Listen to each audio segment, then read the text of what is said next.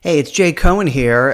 Today I've got a Photoshop tutorial in which I show you how I turn this image into this image.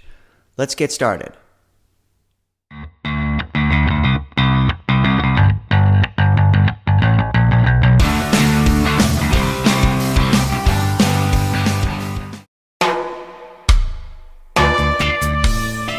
Hey, it's Jay here. So welcome to my computer. I am in Photoshop. This is the image I'll be working on. And I think this is already a really strong shot. This is a picture of downtown Manhattan taken from Brooklyn Bridge Park across the East River. It is a very long exposure. I think it's about 139 seconds or more than 2 minutes. You get that great smooth water, the very ethereal feel to it. And again, I really like this shot. But I want to create something that's a bit more high concept, a bit more fine art, and I'll show you how I'm going to do that. Now, I've done a little bit of work in Lightroom already, just very little. Brought up the shadows, pulled down the highlights a tad, maybe increased clarity a bit, but honestly, I didn't do much yet. And I'll do the bulk of the work in Photoshop. I have already made two selections. First, I selected the sky. Now in Photoshop, you can have Photoshop select the sky for you. And I tried that. It wasn't perfect. If you zoom in here, you can see there are a lot of nooks and crannies in here. So if you go in close, you see there's a lot of small little pieces of the sky that you'd really have to focus on. And so I used the polygonal lasso tool. It was quite meticulous, but I had some insomnia. And so I was up very late one night, or maybe early one morning. And I just selected the sky. It took me about, I'd say 90 minutes. Had some music on, wasn't so bad.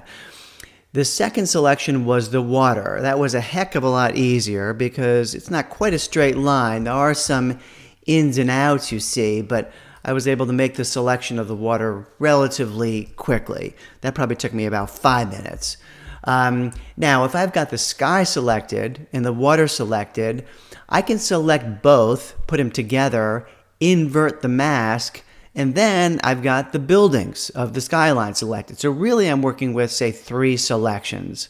And obviously I also turned it to black and white. In fact, let's do that first, just so we can see what we're working with. So I'm going to go up to the black and white adjustment layer and change it to black and white. I'm not going to play around too much with the different colors. Maybe I can pull down the blue a little bit because the top of that sky is blue.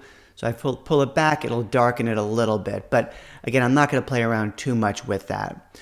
The first thing I want to do is work on the sky. And I want a nice, strong gradient in the sky where the top half is darker and the bottom half is going to be lighter. So I'm going to go to Select. Now, when I made the selection, I made the selection, I went to Save Selection. It's grayed out now because I've got nothing selected. And I named it Sky. So now I can go to Load Selection, and we should see first one, Sky. I'll hit OK. And you could see those marching ants around the selection. And again, it was pretty, I got in really close, and it was quite meticulous, but I was able to do it. I want to choose the exposure adjustment layer, and I'm going to darken the entire selection first. So I'm going to pull it down. You can see the entire selection is getting dark. I don't want the top to be fully black, but I definitely want it dark. But again, I want a gradient in there. So I'm going to reselect it. I can go to Select, Reselect. Again, I've got that sky selected. I'm going to go to my gradient tool, make sure I've got the linear gradient tool selected, which I do. I want the foreground color to be white. And to do that, I hit these 2 arrows and it flips around. The color on top here is the one that you'll be using. So I flip it around and it is white. If I pull down from the top, I'll get that gradient. Now, to make sure it's a straight line, if I hit the Shift button and then pull down, it ensures that it's a straight line. So if I do that, now you see that gradient. Again, I'm going to play with it a little bit. Something like that works pretty well for me. I can deselect this guy by hitting Command D. And so here's the before, here's the after. And in fact, what I want to do to increase the gradient a little bit more, I want to brighten up the lower part of the sky. And so I'm going to go to Select. I can reselect because I had the sky selected. I'm going to go to, this time I'm going to use the Curves Adjustment layer, and I'm just going to pull up. And that will brighten the entire selection. But again, I want that top still to be darker, so I'm going to go and reselect it, choose my gradient tool. My foreground color is white, and this time I'm going to pull up. I'm going to hold Shift down, and I'm going to pull up, and now you've got the, again, you can play with it, but you've got that nice strong gradient in the sky. I'll deselect by hitting Command D. Here is the before, very flat. Here's the after, that really strong gradient. I also want to create a gradient in the buildings. The sun was rising. It was kind of over my right shoulder, but the top parts of these buildings was a little brighter than the bottom, and I want to really accentuate that more. And so I am going to, I'll show you how I'll do it. I'm going to load this selection of, first I'll choose sky. The next thing I'll do is I'm going to choose water. So load selection, and here is water. And I want to hit the button Add to Selection right there. Hit OK. So now you see the sky selected and the water is selected. But I want the building selected. So all I need to do is go to Select, Inverse, and bam, I've got the buildings selected. Easy. So let's use the gradient tool. The Curves Adjustment layer. I'm going to pull up, which again will brighten the entire selection. I'm going to reselect it by hitting Select, Reselect. Got my gradient tool, and I want the top to be brighter, so I'm going to pull down. And you can see the top half, here's the before, here's the after. It just brightens up the top parts of these buildings. And then again, to accentuate it a bit more, I'll darken the lower half of the selection.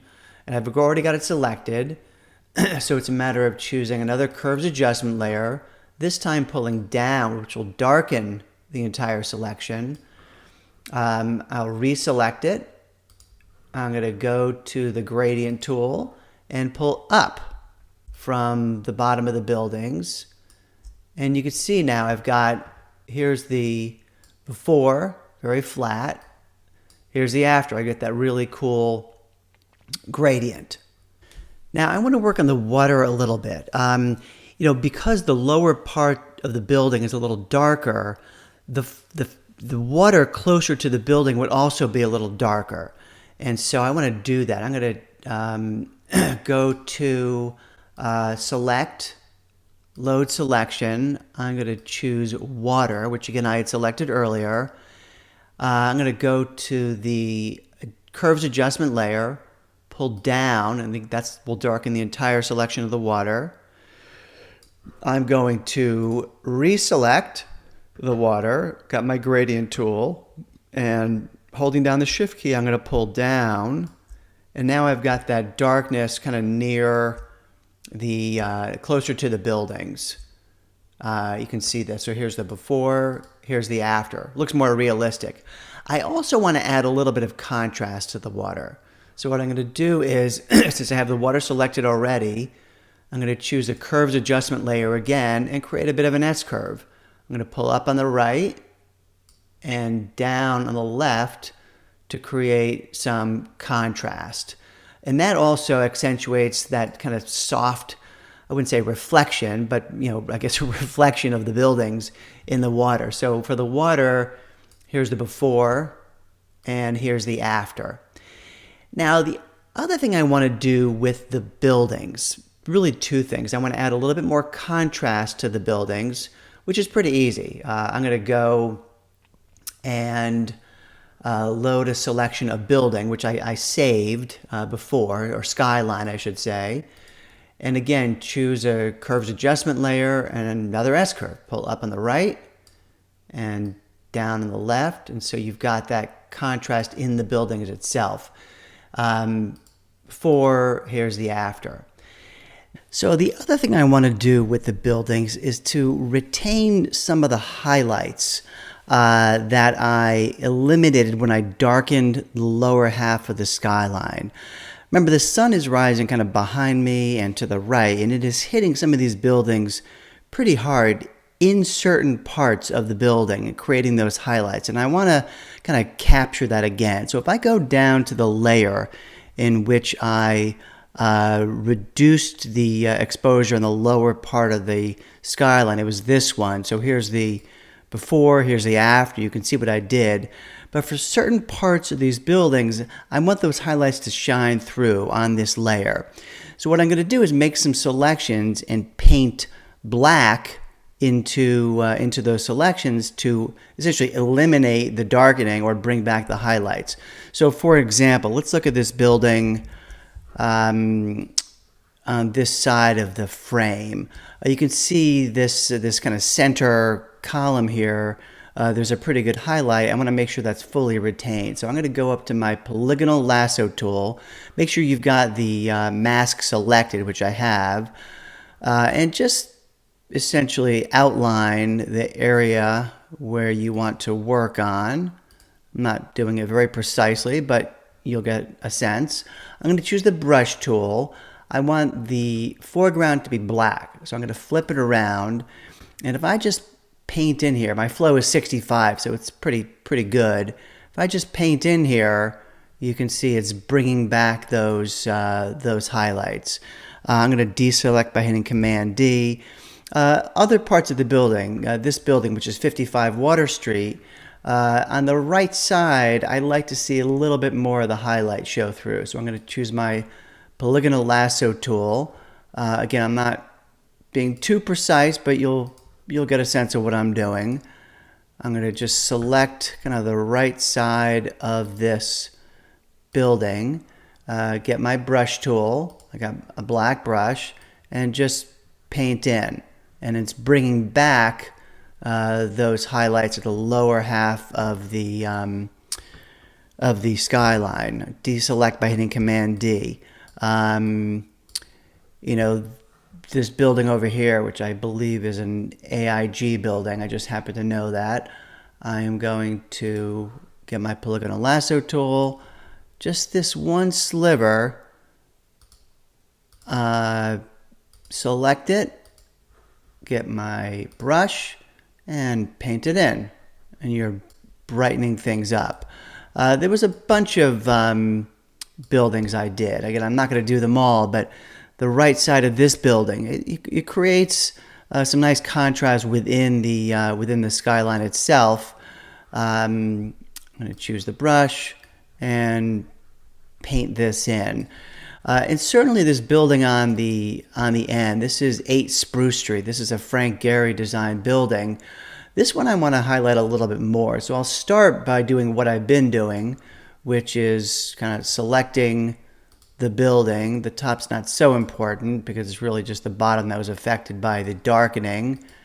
I'm not going to go too crazy, and once again, I'm going to get my brush and paint it in so it pops a little bit more. And frankly, with this building, I want this building to pop a little bit more. So I'm just going to choose a curves adjustment layer. So I'm going to have this on its own layer. And I'm going to brighten it up and just pull down to create some contrast on the left. So it's a little bit brighter with a little bit more contrast. Similarly, the World Trade Center, this triangle, which is getting a little bit more light, I want to feature that a little bit more too. Again, not very precise on the selections. Choose the curves adjustment layer and pull up. So you're brightening that. Essentially, I went building by building and really tried to highlight certain parts of these buildings that were catching some light, or buildings that I just thought were pretty interesting. So let me see if I can show you the before. If I pull down here, that's the before. and I'll show you the final edit, which is this group that I had set up. That's the final. And so I end up with a very high concept, high contrast, fine art image that I find very appealing. Listen, if you like this video, make sure you give me a thumbs up, give me a like. And if you like this kind of content, Photoshop tutorials, my landscape images, a lot of architectural videos, make sure you subscribe to the channel so you don't miss future videos. And until next time.